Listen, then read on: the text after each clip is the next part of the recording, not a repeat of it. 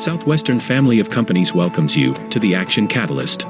With each episode, our diverse and amazingly accomplished guests share their insights and inspirations to help us ignite our own. So let's invest attention, together, to breathe, to reflect, and refocus, and decisively defeat that voice that we call Mr. Mediocrity.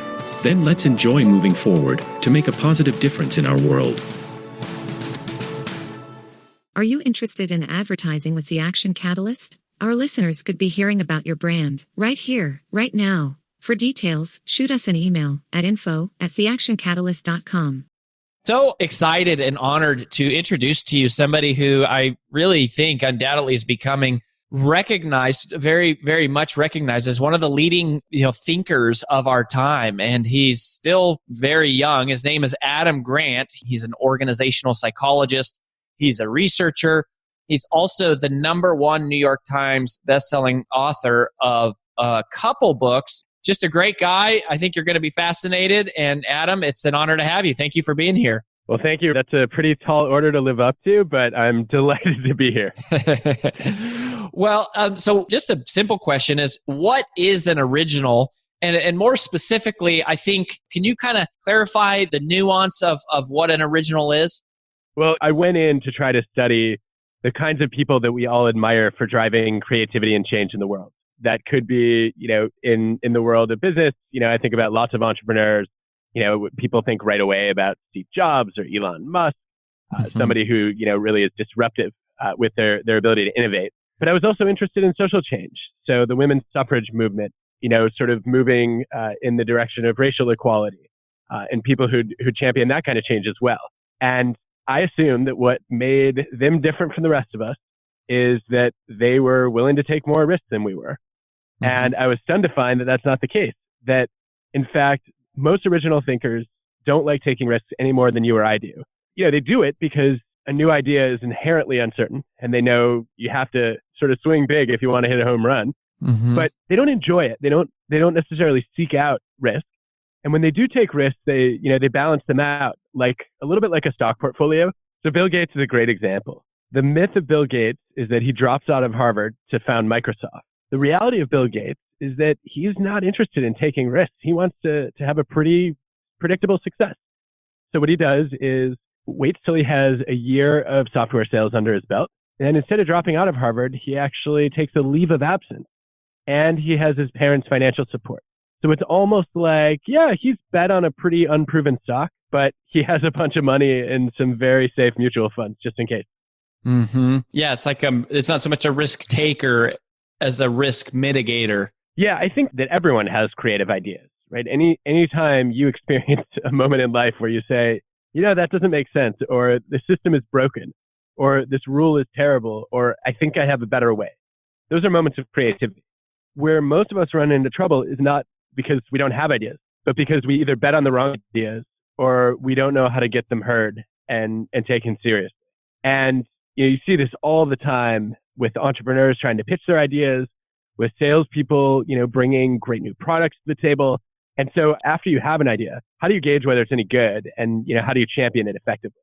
We're so close to them that often we say, well, this is my idea. How could it not be brilliant? The big problem is that often leaders and managers are gatekeepers, and they're almost as bad at judging ideas as we are at judging our own, but for the opposite reason. Instead of being too positive, they tend to be too negative. That happens for a couple of reasons. One is that, they face skewed incentives.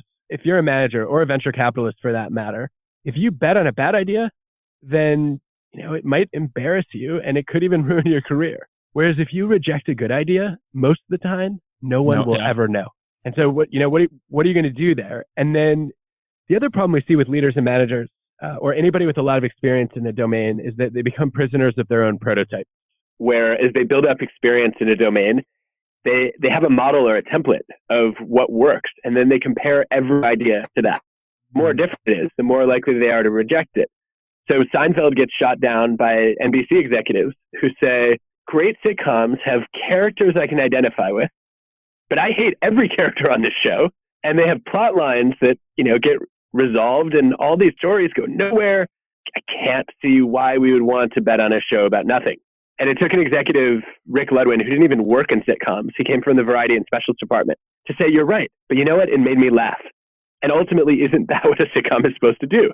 And it's often those people who have broad experience outside the domain, not just deep expertise within the domain, who are more able to see the possibilities and then look for reasons to say yes as opposed to reasons to say no. Wow. So when you talk about hedging against that sort of confirmation bias, there's sort of two actions you could take. There's two things that you can do. Yeah. So the first thing is that if you can't trust your own judgment because you're too positive, and you can't trust necessarily your boss because they tend to be too negative, there's a third group that's on average, at least, where you get much better forecasting. So I have a former student, Justin Berg, who studied this in the circus art, and he had people putting together new Cirque du Soleil acts that had never been seen before. And he heard people who were predicting the success of their own act to leaders and managers trying to guess which ones would be hits. And then he had this third group, which was creative peers judging each other's performances. And that was the group with the best forecast of which acts were the most popular with customers. And I think that's because they can say things like, that act where you dress up like a clown, don't do that. No one likes clowns, which is actually a data point in the study. Clowns are universally hated. But your creative peers also bring something to the table that the managers and leaders don't, which is they're really invested in seeing new ideas take off. And they're much more likely to say, that's weird, interesting, as opposed to, ugh, that's weird. And so, I think you do want to take your ideas to fellow creatives in your field to give you feedback. Mm-hmm. And then there's some new evidence that I love from Justin, which says you can also improve your own judgment. What you can do is when you come up with a bunch of ideas, rank them in order from favorite to least favorite. So let's say you have a dozen ideas. Rank them from your top choice to, number 6 to number 12, your what you think is your worst idea. And then your number one idea is not your most promising. Your best idea is actually your second favorite idea. And that's because that first idea, you're so in love with it that you tend to be blind to the flaws. Whereas idea number 2, you see it with a little bit more perspective, maybe you're more objective, but you also have enough passion to fix the flaws once you identify them. And so, I do worry that people will game the system when they hear this and they'll say, okay, great. So I'll just take my favorite idea and rank it second, and then we're all good. One of the other things related here to risk is the first mover strategy. And people say, well, we have to be first to market. But your research points to something completely different. Yeah. I think there are a couple ways to tackle that. The thing that comes to mind for me is that one of the reasons that the urgency factor looms so large is that when people are thinking about whether to go forward with their ideas or not, they start to ask themselves, well, what will I regret? And in the moment, your biggest regrets have to do with failure. And, you just feel like, okay, I don't want to jeopardize my reputation. And so, a lot of people become afraid of failure. And I think what was so interesting is I talked to some really interesting original thinkers, and I heard basically the same thing from a bunch of pioneers in tech. So I talked to Elon Musk, to Larry Page, to Mark Cuban, to Jack Dorsey, and a bunch of others. And they basically, I'd kind of seen them as people who weren't afraid of failure. And every one of them said, I'm terrified of failure. Like, I want to be successful. I want to achieve my goals. I want to have an impact. And so, the idea of failing is, one of my worst nightmares. But they also said, each in slightly different language, but hitting on the exact same theme. They also said, there's failure, and then there's a bigger kind of failure, which is the failure to try. And they said, in the short run, it feels like, trying and failing is the worst possible outcome. But in the long run, it's actually worse to say I never tried at all. And so the way they motivated themselves was to fast forward with a little bit of mental time travel and say 20 to 30 years down the road, looking back, what will I regret more? That I gave an idea a shot and it didn't pan out, or that I never took the chance. And I think they intuitively understood what psychologists have found for years on regret, which is exactly that in the long run, our biggest regrets are not our actions, they're our inactions. They're the chances we didn't take. And I think if you remember that, it's a lot easier to put the opportunity in perspective and say, I want to be the kind of person who gives my ideas a shot. We've all heard from a strategy standpoint about the first mover advantage and how, you can sort of become the most familiar name. And so, this is like a race. And if you're not the first, to get your product out to market, you're screwed. If you look at the data, though, that just doesn't hold up. It turns out that in a study of over 500 product launches, first movers had a failure rate that was, if I remember correctly, it was about 6 times higher than what you might think of as fast followers. There are lots of great examples of this, right? If we go through tech, Apple has never been the first to market on anything they've created. They weren't the first music player. They weren't the first home computer. They weren't the first, cell phone by any stretch. Facebook was following Friendster and MySpace. Google was after a whole generation of searches. When you look at these patterns, it starts to click, and then you can say, okay, well, what is it about going second that actually could be an advantage? And the data suggests a few things. One, if you go first, you often have to do all this work creating a market.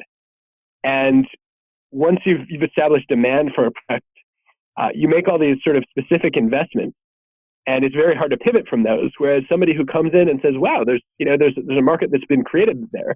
Let me improve on their technology or their idea, and let me capture that market. It's way easier to do that once the market's been established by someone else. Secondly, there's a challenge that movers face, which is they often find themselves in a position where they've had to sort of rush to get their product out.